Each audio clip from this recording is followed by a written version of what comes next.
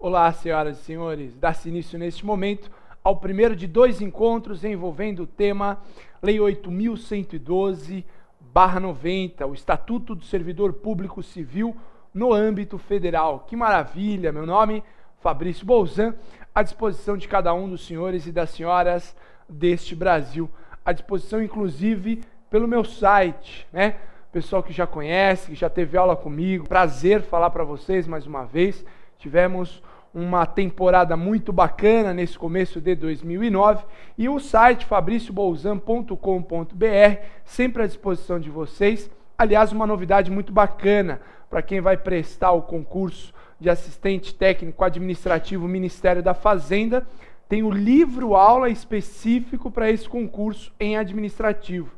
Então, aquelas matérias que vão cair de direito administrativo no concurso, melhor dizendo, para o cargo de assistente técnico administrativo Ministério da Fazenda, tem lá um livro-aula virtual à sua disposição, ok? Aproveitem, www.fabriciobolzan.com.br. Bom, para entrarmos na Lei 8.112/90, para entrarmos no Estatuto do Servidor Público Civil no âmbito federal, importante saber para quem que eu falo na Lei 8.112/90.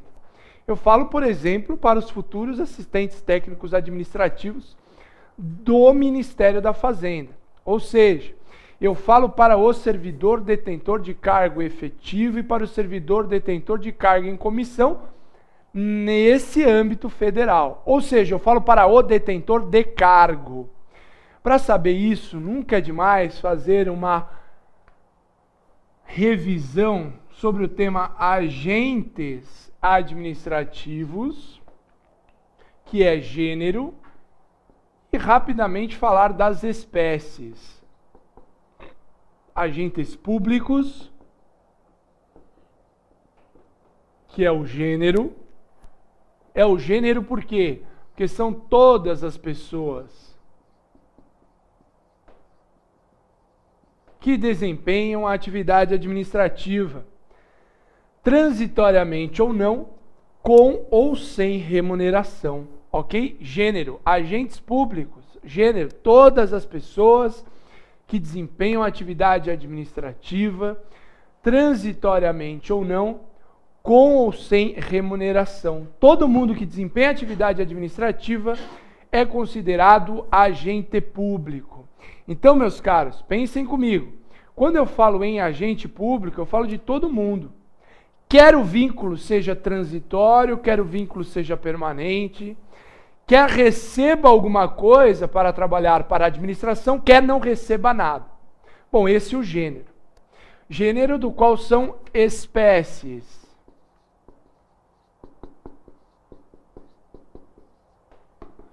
Primeira espécie do gênero agentes públicos. Agentes políticos.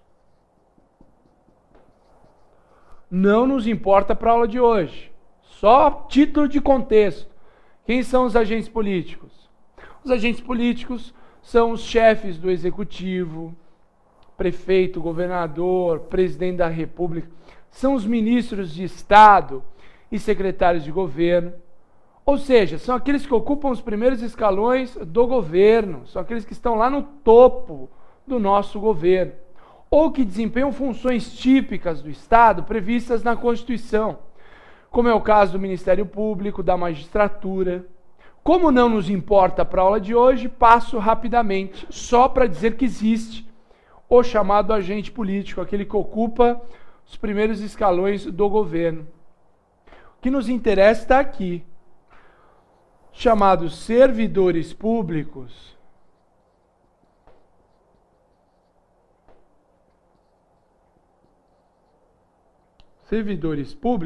ou também conhecidos como agentes administrativos. Por que o que nos interessa está aqui? Porque a primeira subespécie de servidores públicos ou agentes administrativos são os servidores estatutários.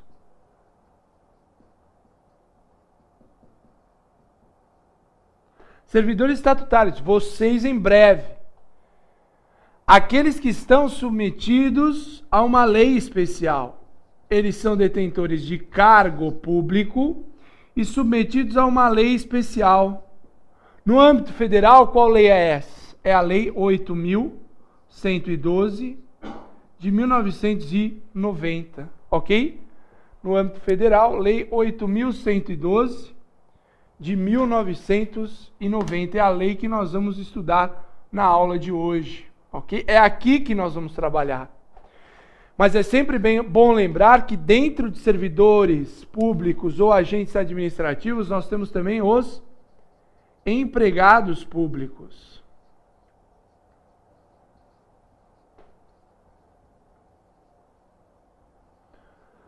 Nós não vamos trabalhar com os empregados públicos hoje, por quê? Porque eles são detentores de empregos públicos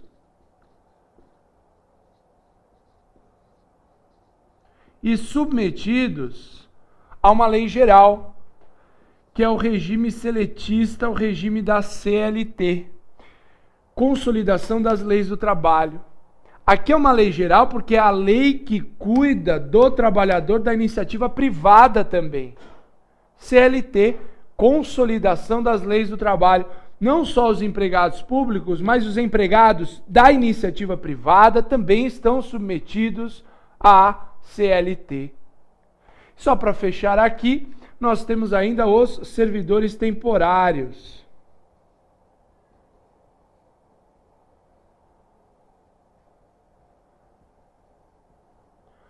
Temporários. São aqueles contratados por prazo determinado para cumprir necessidade temporária de excepcional interesse público. Eles desempenham função pública, ok? O que vai nos interessar hoje, repito, esses aqui, servidores estatutários, aqueles que detêm cargo em comissão, exceção à regra, cargo efetivo, regra, Lei 8.112/90. Mas só para fechar o quadro e não ficar um negócio jogado, vale falar também da terceira espécie de agentes públicos, que são os particulares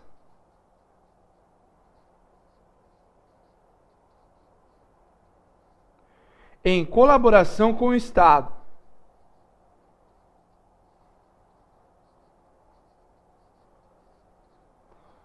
Particulares em colaboração com o Estado. Estado em sentido amplo, ok? Estado em sentido de administração. Dentro aqui nós temos, só para citar, não vou aprofundar o tema, não é o nosso objeto de estudo hoje, mas nós temos os chamados agentes delegados,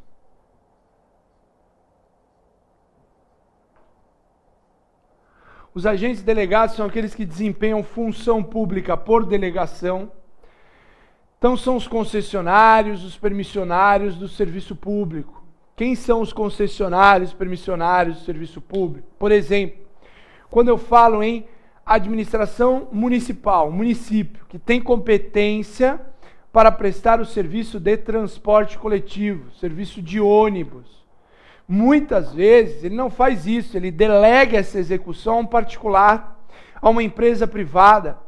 Essa empresa privada, que é a dona da frota de ônibus, que presta o serviço de ônibus, é considerada uma agente delegada do serviço público. Ok? Maravilha? Bom, ainda dentro dessa subespécie, além dos agentes delegados, nós temos também os agentes honoríficos.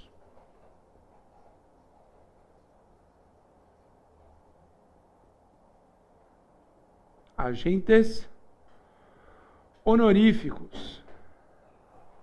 Quem são os agentes honoríficos? Os agentes honoríficos são aqueles que desempenham uma função pública em razão de sua condição cívica. Isso mesmo. Desempenham uma função pública em razão de sua condição cívica. também não interessa para a aula de hoje, mas só para não ficar jogado. É o jurado num tribunal do júri, é o mesário numa eleição. Tanto o jurado no tribunal do júri como o mesário, eles são considerados agentes honoríficos, ou seja, são considerados agentes públicos na espécie particular em colaboração com o Estado. Ok? Maravilha, tranquilo? Então, para fechar o raciocínio no tema particulares em colaboração, só anoto a última subespécie, que são os gestores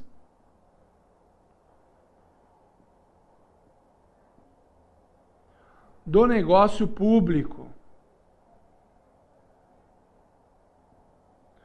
Gestores do negócio público. Gestores do negócio público são aqueles particulares que desempenham uma função pública porque chegaram ao local dos fatos em situação de emergência antes que o poder público. Isso mesmo. Esse é o gestor do negócio público. É o particular que desempenha uma função pública porque chega ao local dos fatos numa situação de emergência antes que o poder público. Esse é o chamado gestor do negócio público. Sabe aquela figura que aparece no final da tarde, naqueles jornais sensacionalistas? Olha lá, hein, parabéns, o senhor salvou aquela criança na inundação, o senhor está de parabéns, o senhor deveria ser um exemplo para essa sociedade. Olha, você ganha a minha medalha de honra ao mérito aqui no nosso programa sensacionalista, que se diz jornalístico, mas que de jornalístico não tem nada. Em suma, meus caros, quando eu falo em gestor do negócio público, eu falo de um particular que chegou ao local dos fatos, numa situação de emergência, antes que o poder público, antes que o bombeiro, antes que a polícia militar, e acaba salvando, por exemplo, uma criança em uma inundação. Tudo bem? Maravilha? Bom, repito, se puder voltar para mim, eu vou falar do que hoje? Lei 8.112/90, eu vou falar de servidores estatutários. Vou falar de detentores de cargos públicos submetidos à Lei 8.112/90, submetidos à lei federal envolvendo servidor público federal. Por exemplo, quem for aprovado no curso de assistente técnico, Ministério da Fazenda, com certeza estará submetido a esse regime, a lei específica 8.112/90. Essa lei vai trazer direitos, deveres, obrigações, responsabilidades, tudo que estiver relacionado com a vida de vocês como servidores federais, Lei 8.112/90. E é de tudo isso que nós vamos trabalhar. Nós começamos com uma conceituação preliminar na Lei 8.112/90. Vamos para as formas de provimento, formas de vacância. Falaremos da remoção e redistribuição, só a título de não confundir esses institutos com as formas de provimento, nem com as formas de vacância. Falaremos dos direitos e vantagens, desde o salário do servidor, como é que chama o salário do servidor. Falaremos das vantagens pecuniárias como indenizações, gratificações, como adicionais. Falaremos das férias, que também são direitos do servidor. Falaremos das licenças, falaremos do regime disciplinar. Isso tudo em 2 encontros, começando o primeiro no dia de hoje. Tudo bem? Maravilha? Bom, vamos então entrar na Lei 8.112/90. Lei 8.112/90, que é o Estatuto do Servidor Público Civil no âmbito federal. Ok? Essa Lei 8.112/90 é o Estatuto do Servidor Público Civil no âmbito federal. O que é importante saber sobre a Lei 8.112/90? Estatuto do Servidor Público Civil no âmbito federal. Em primeiro lugar, nós vamos trabalhar com uma conceituação preliminar.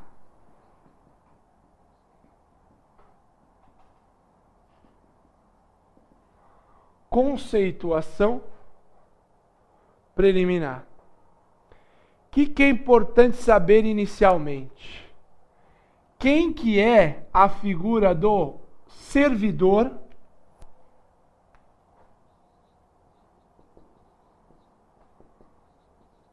para a Lei 8.112/90? Para a Lei 8.112/90, servidor é a pessoa legalmente investida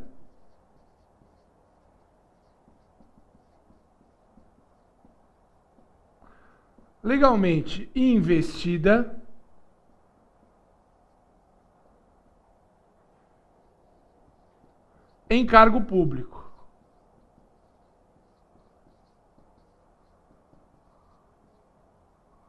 Pessoa legalmente investida em cargo público. Este servidor, ok? Servidor é a pessoa legalmente investida em cargo público. Segundo conceito importante. O que é o tal do cargo público?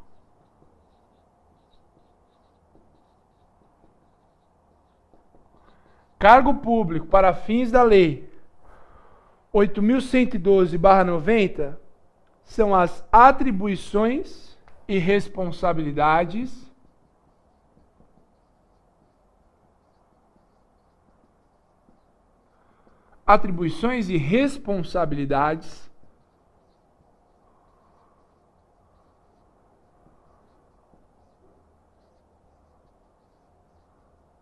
cometidas, entregues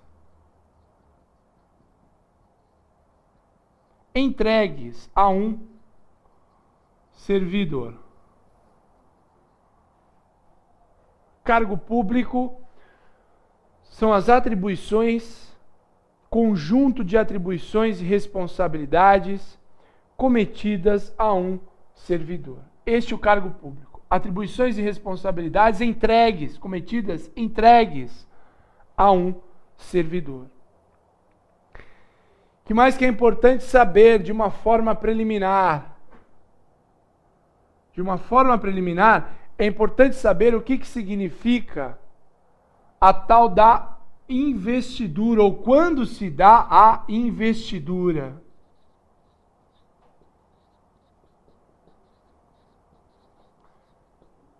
A investidura se dará com a posse. Investidura em cargo público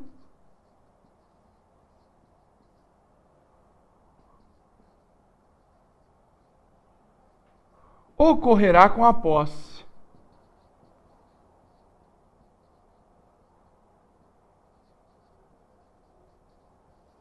Já já nós vamos falar de posse e vai ficar mais claro isso. Por enquanto só anotem, ok? Então é importante saber, em primeiro lugar, o que é um servidor. Servidor é a pessoa legalmente investida em cargo público, vocês já notaram. Além de saber o que é servidor, o que é o cargo público?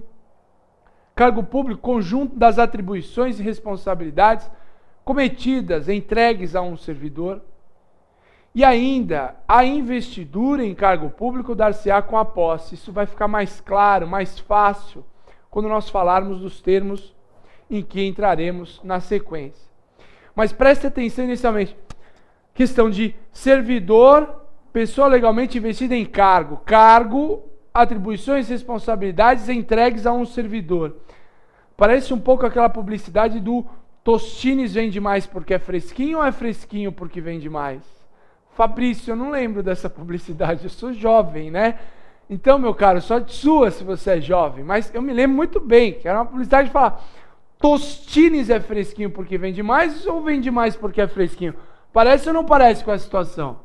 Servidor é a pessoa investida em cargo público E cargo público são as atribuições e responsabilidades cometidas a um servidor, ok? Lembra assim aquela publicidade, né, do Tostines. O que é Tostines mesmo? É uma bolacha, né? É uma bolacha, para quem não é da minha época.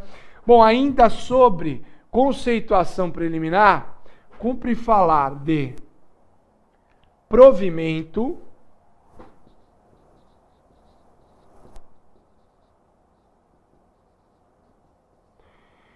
e cumpre falar também de vacância.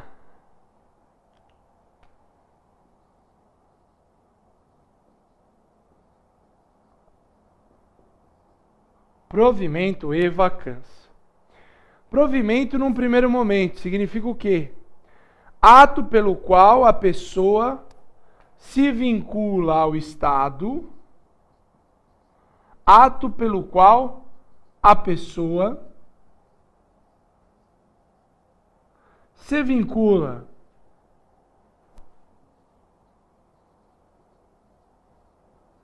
ao Estado, no sentido de administração, ato pelo qual a pessoa se vincula ao Estado ou a um novo cargo, ou a um novo cargo.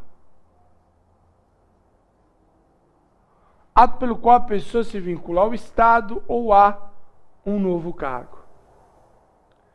É o ato que estabelece o vínculo da pessoa com a administração ou com um novo cargo. Já já a gente fala das formas de provimento e isso ficará mais claro.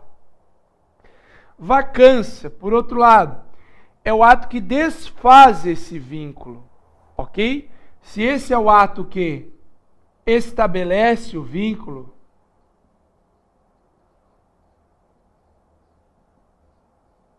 estabelece o vínculo da pessoa com a administração ou com um novo cargo, a vacância é o ato que desfaz esse vínculo.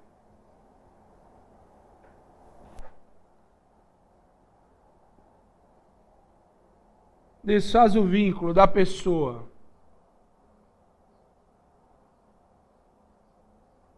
com o Estado, desfaz o vínculo da pessoa com o Estado ou com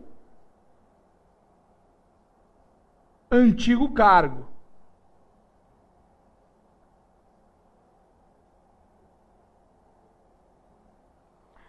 Enquanto o provimento estabelece, perfaz o vínculo, a vacância desfaz o vínculo da pessoa com o Estado ou com o antigo cargo ocupado.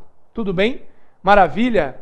Isso vai ficar muito mais claro quando entrarmos nas formas de provimento e nas formas de vacância. Formas de provimento e formas de vacância, com certeza, vão tornar mais claro muito do que nós falamos aí na aula de hoje. Mas, até então, na aula de hoje. Mas guardem isso, conceituação preliminar, é importante saber quem é o servidor nos termos da Lei 8.112/90, o que é o cargo público, quando ocorre a investidura vai ficar mais claro agora, o que é provimento e o que é vacância. Provimento é o ato que estabelece o vínculo da pessoa com o Estado ou com um novo cargo, vacância é o ato que desfaz o vínculo da pessoa com a administração ou com um cargo anteriormente ocupado, com um antigo cargo. Agora nós vamos falar das formas de provimento. Como que eu estabeleço esse vínculo com a administração ou com um novo cargo? É disso que nós vamos trabalhar a partir de agora. Formas de provimento. Estamos na Lei 8.112/90 e nós vamos trabalhar a partir de agora com as chamadas formas de provimento. Lei 8.112/90, o estatuto de vocês em breve, já tem que mentalizar, né? Fazer que nem a Hortência. Fabrício, você é muito velho. Quem que é a Hortência? Meus caras, vocês não conhecem a rainha do basquete nacional? Pode começar a viver, vai para a internet, né? Vai para o Google, tem que começar a internalizar. Ela, antes de arremessar a bola, ela fechava o olho e respirava.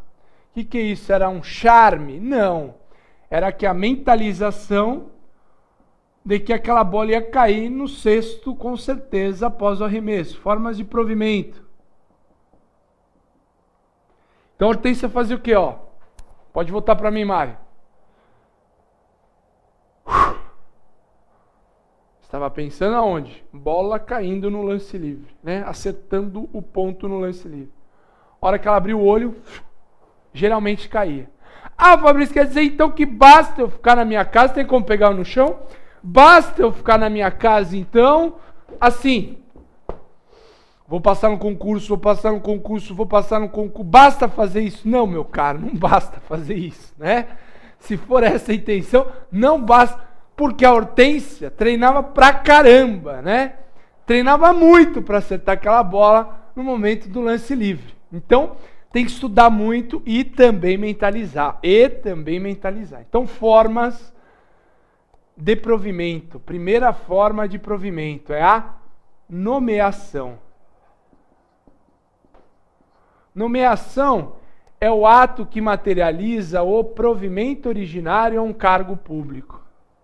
Ato que materializa provimento originário a um cargo público, ok? Essa nomeação. Ato que materializa o provimento originário a um cargo público. Aliás, se a Priscila for para a gente no artigo 9º da lei 8.112/90, nós vamos encontrar algumas informações importantes sobre a nomeação. Como, por exemplo, que essa nomeação pode ser feita, primeiro, em caráter efetivo. Grifa para mim, Priscila, por gentileza. A nomeação poderá ser feita em caráter efetivo. Quando que eu tenho a nomeação em caráter efetivo? Olhem aí. Quando se tratar de cargo isolado, de provimento efetivo ou de carreira. Ou seja, quando a pessoa prestou concurso público, como vocês em breve, se for o caso do assistente técnico do Ministério da Fazenda. Quando se tratar de cargo isolado, de provimento efetivo ou de carreira, ok? Mas a nomeação, se puder deixar na mesma página, como está aí, Priscila, pode ser também, inciso 2º, em comissão. Nomeação em comissão envolve o quê? Envolve, ainda que na condição de interino, os cargos de confiança vagos, ok? Então a nomeação pode ser tanto para o caráter efetivo, e aí envolve aquele que prestou concurso público para ocupar cargo de provimento efetivo ou de carreira, e envolve o cargo em comissão. Cargo em comissão, vocês sabem, não necessariamente prestou concurso público para ocupar esse cargo. Então essa nomeação poderá ocorrer inclusive na condição de interino, ou seja, por um período curto de tempo, e envolve cargos de confiança vagos, ok? Maravilha? Bom, falamos da nomeação, que é o ato que materializa o provimento originário, e vimos as espécies de nomeação. Nomeação em caráter efetivo, cargo de provimento efetivo ou de carreira, nomeação em comissão, ainda que em condição de interino, quando envolver cargos de confiança vagos. Maravilha? Tranquilo? Que mais que é importante, ainda dentro dessa primeira forma de nomeação. Eu costumo dizer que antes de ingressar no concurso público e ter a felicidade eterna, ou seja, para conseguir atingir o caminho da felicidade, para atingir a felicidade eterna, tem que seguir um caminho, tem que seguir o íter. Íter que eu chamo que é o íter da felicidade. Tem como pegar isso tudo aqui, meu caro? Caetano, né? Olha lá, meu caro. Íter da felicidade. Para conseguir a felicidade eterna, que é o concurso, o povo acha que passou no concurso é só alegria, né? Melhora muito, hein? Mas outros problemas virão, só muda o nome, né? De cada problema. Mas já é melhor, pelo menos é encarar o problema com dinheiro no bolso, né, Fabrício? Com certeza. O íter da felicidade, o caminho da felicidade, vocês já começaram. Olha que informação importante. Vocês já começaram. Por quê? Para conseguir a felicidade eterna do concurso público, em primeiro lugar, tem que fazer o quê? Se matricular no melhor curso preparatório para concurso público do país, que é o curso do professor Luiz Flávio Gomes. Então, esse primeiro passo vocês já tomaram, ok? LFG, lá, curso preparatório para concurso lá do pessoal da Bahia, do Fontenelle, vocês já fizeram esse primeiro passo, já foi tomado o primeiro passo. Segundo passo, vocês estão fazendo.